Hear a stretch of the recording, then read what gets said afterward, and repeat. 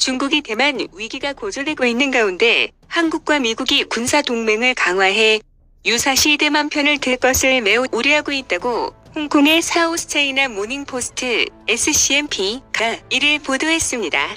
베이징이 생각하는 최악의 시나리오는 한국이 미국과 일본의 군사 동맹에 적극하다며 대만에서 위기가 발생했을 경우 한국이 미국의 편에 서는 것입니다.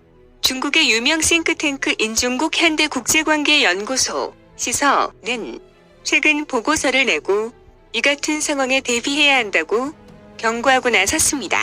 한미가 중국을 포위하기 위해 동맹을 강화하고 있습니다. 중국이 상정하고 있는 최악의 시나리오는 대만에서 문제가 발생할 경우 26,000명의 주한미군이 대만의 편에 서는 것입니다.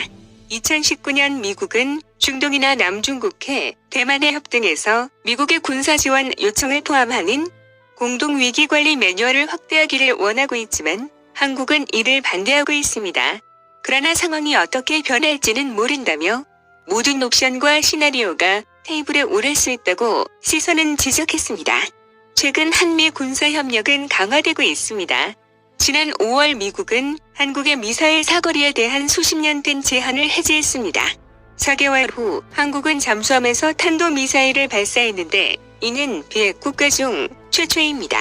시서는 미사일 개발에 대한 제한을 해제해 한국이 중장거리 미사일을 개발할 수 있도록 허용함으로써 바이든 행정부는 한국에 당근을 제공했고 이는 중국을 봉쇄하기 위한 것이라고 지적했습니다. 한국은 미사일 능력이 대북 방어용이라고 밝혔지만 숭중핑전 인민해방군 교관 겸 군사평론가는 중국에도 위협이 될 수 있다고 경고했습니다.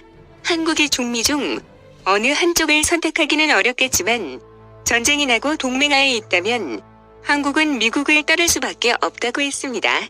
시서는 또 한국이 2019년부터 대만을 둘러싼 갈등에 대비한 비상계획을 세우고 있는 일본을 본받을 수도 있다고 경고했습니다.